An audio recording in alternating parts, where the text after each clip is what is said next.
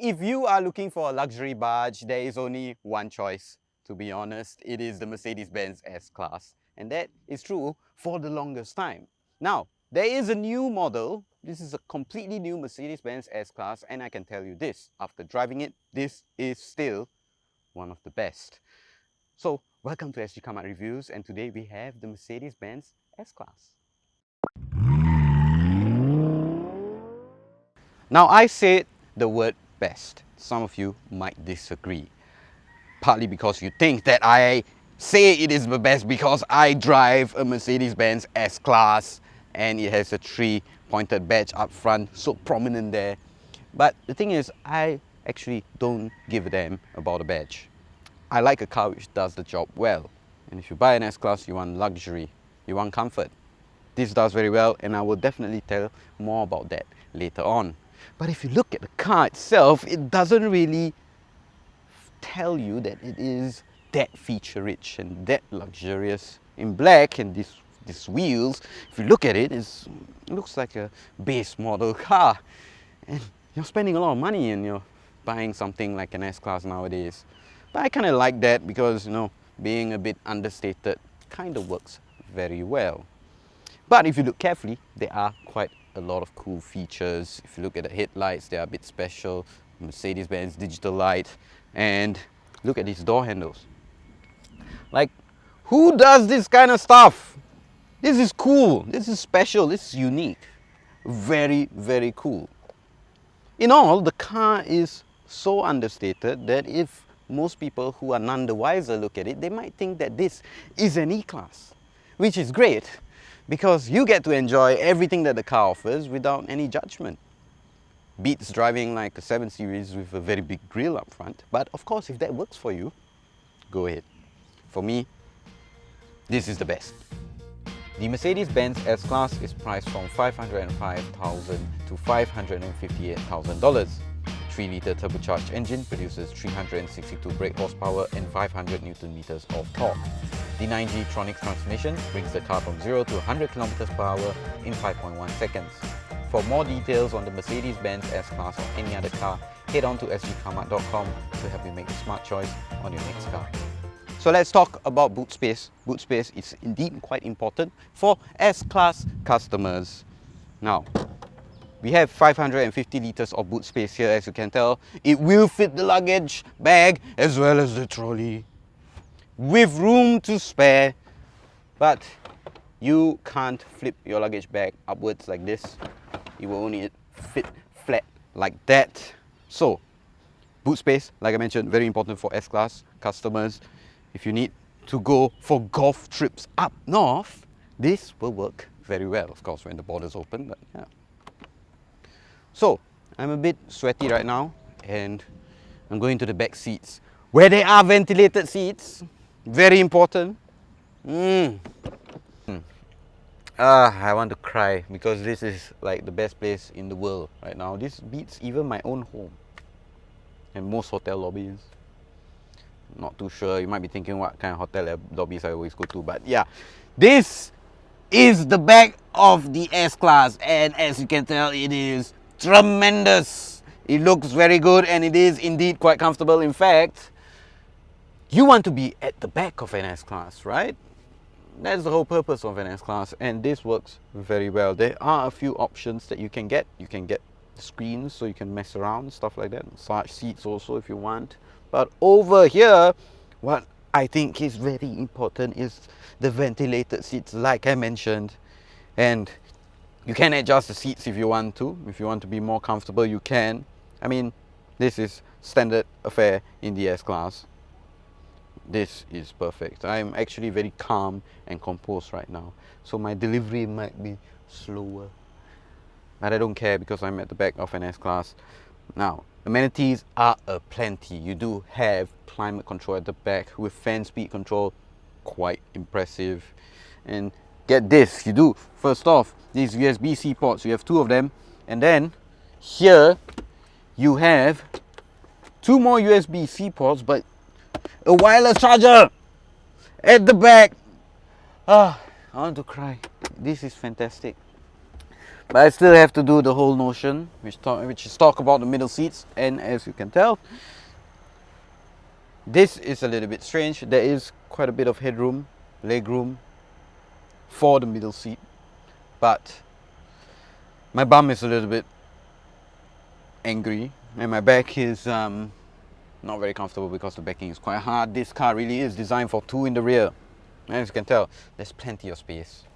Like, space is not even a concern right now. This is tremendous.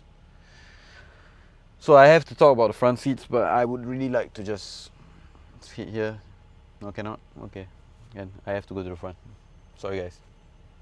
So let's begin and take a deep breather, because there's a lot of things that I need to talk about in the S-Class.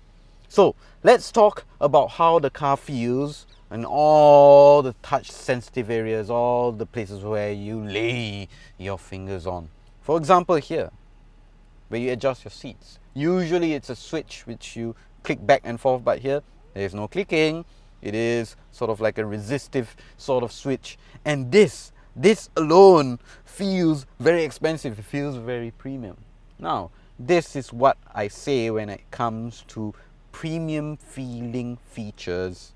A switch which feels good to the touch is better than a screen which is fancy and looks good to the eye, but you don't have that kind of feeling when you touch a screen, if you ask me. Now, let's talk about the digital instrument cluster. Now, of course, there is a sizing to this, but what's the point of telling you a size? It is big. You're in an S-Class, it is big, right? Thing is, like even these touch areas, usually you have a very small touchpad on other Mercedes-Benzes, but here it is a full sort of touchpad which feels very good to the touch and works so much better. You can customize the screens. As you can tell, you can have an understated screen, or if you want it to look sporty, you have a sport. It switches everything. You have exclusive, which doesn't look very exclusive to me. It just is white, not very fancy.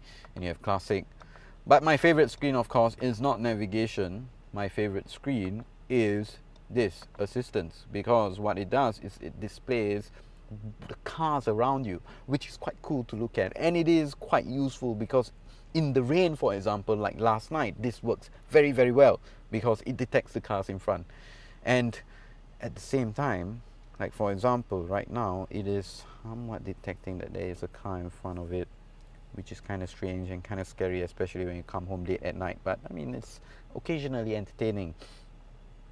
You know, for the driver, a lot of things to deal with. But here's the thing, it is quite usable. It is not a complicated thing to do. Very unlike a lot of cars, very unlike a lot of Mercedes cars, which is quite surprising. This is a great improvement.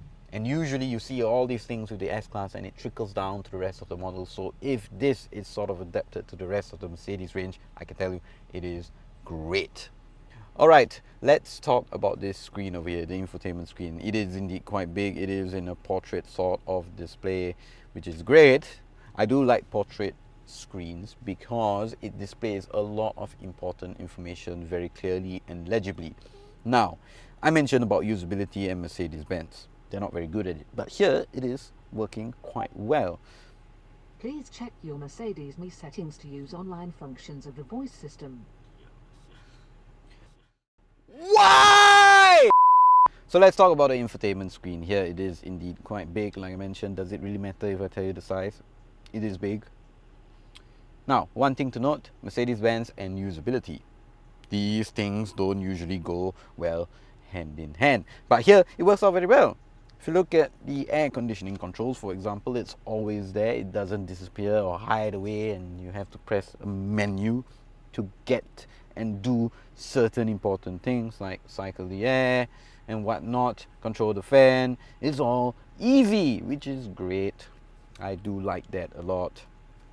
But one cool thing is that if you go to the menu, then you control things that aren't really that important. For example, your air freshener. This is not new. We've seen it before. 7 Series and stuff like that also have it. Nothing new, but just to let you know that it's there. Kind of cool. Now, this portrait screen works very well, because to me, if you display stuff like navigation, it really works hand in hand with you, because usually you need to see the road up ahead, and like that it works much better. And I'll show you something else very cool about the car when we are driving it later on. But in all, there are so many cool things in this car, and occasionally they are quite unnecessary. If we go to comfort and we go to seat kinetics, we've seen all this before, where Mercedes sort of moves the seat a little bit here and there, you know, to promote circulation, blood circulation, whatnot. If you go to lumbar support, for example, there is a graph sort of, if you want your lumbar support and how aggressive you want it to be. Now I say aggressive because look at its most aggressive setting. It looks dangerous. It doesn't look like lumbar support. It looks like slip disc, but it's not as aggressive as I say, and it's actually fine. But the other thing that I want to tell you about is this menu over here. It says position seat automatically. Now, if you don't realize this, basically you can set your height here, and Mercedes, or rather the S-Class, will set the seat to what it thinks to be the most comfortable driving position to drive an S-Class. This is actually quite cool. I do like this a lot. Now I'm sure they have this feature, and it will come to pretty much all the other cars, but at 179 cm, this is quite a strange seating position, unfortunately. But still, the rest of the car, not just the screen, it looks very good. You have the ambient lighting, of which you can customize. If you look at the vents, for example, the way they are placed, it is quite beautiful. And when you're driving around, this experience is really great. It's fantastic actually. But you do have a lot of other features which you've seen before, like wireless charging, stuff like that. And of course, Apple CarPlay and Android Auto, which is, to me, there's no point to it, because you have such a great infotainment system pairing. There's no need for Apple CarPlay. You'd rather work with the apps from the car than use your phone apps. It's great. So let's get on to the drive, the most important thing about the S-Class.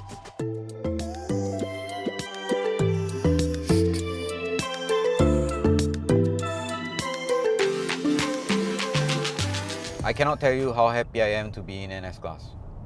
It is the best car really when it comes to covering and munching highway miles. This is the best car to do it.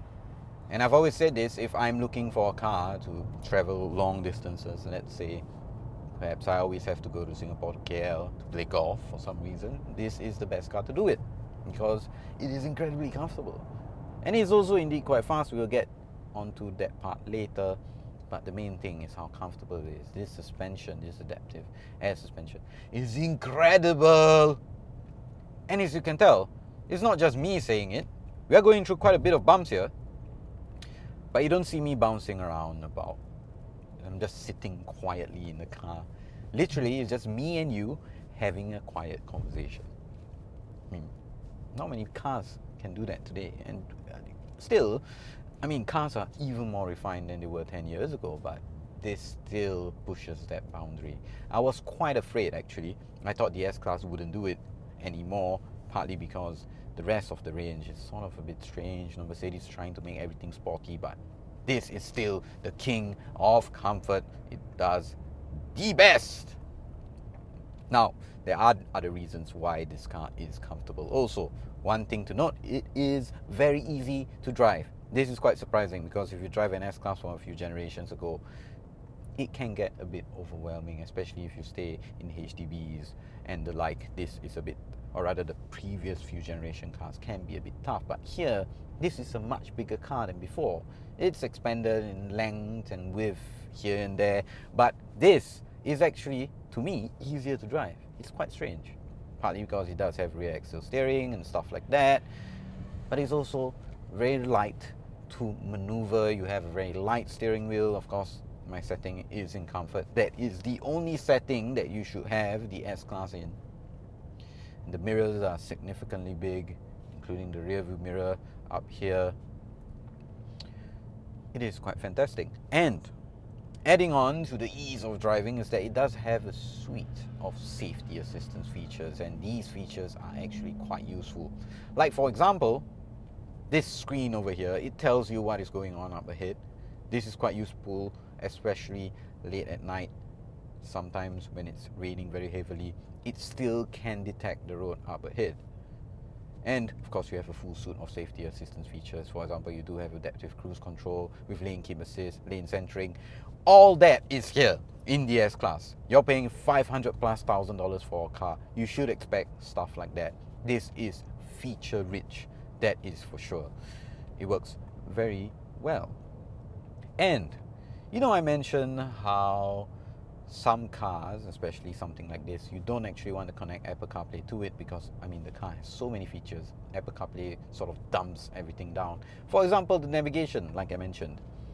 This will project sort of an augmented reality thing over here using the cameras up ahead and show you the directions on a screen. And you can opt for an option where it actually is a 3D display, a head-up display that you actually can see. This car doesn't have it, but you can option for it.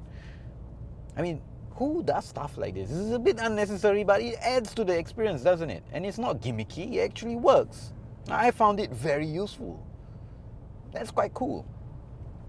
Let's talk about power. Oh, lovely. As you can tell, I am not bouncing around. I don't know about the camera might be vibrating a bit here and there, but honestly, I am not bouncing around, and you can tell. That was quite significant, that acceleration, but this car just delivers that torque smoothly and effectively. That is what the S-Class is all about. But then again, 362 brake horsepower, 500 Newton meters of torque, it doesn't really matter because even though the S-Class is fast, that is not the purpose of the S-Class. S-Class is all about comfort. In comfort, it excels. Even in delivering power, it is comfortable. So, the Mercedes-Benz S-Class, will buy, won't buy, go try, will buy. Straight up. There is no other reason why you should even consider at this point. This is a whole new model. The 7 Series is still currently a facelift in Singapore. A8 is quite nice. I do like an understated car, but you think about it, this S-Class is actually quite understated itself. So, and, well, yeah, if you want something which really encompasses comfort, luxury, equipment, features, this is undoubtedly it. It works very well. And if you're in the market to look for an S-Class, well, buy one. There's no other reason why. I mean, the 7 Series does have a bit of impact with its big front end and that big grille. And if you fancy that kind of stuff, well, good for you. But I think there's a reason why Mercedes says about 60 to 80%, can't remember the exact percentage, of customers across the world go back to the S-Class, or the S-Class customers go back to the S-Class. And this proves that it is pushing the boundaries when it comes to luxury and comfort levels.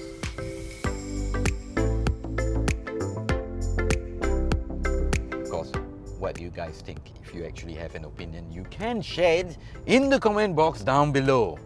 Of course, if you like seeing the car reviews, don't forget to like, share and subscribe to sgCarMart. And now I can finally have some peace and drive this car quietly and enjoy it for what it is. Forget about the world for a minute. That's the point of the S-Class.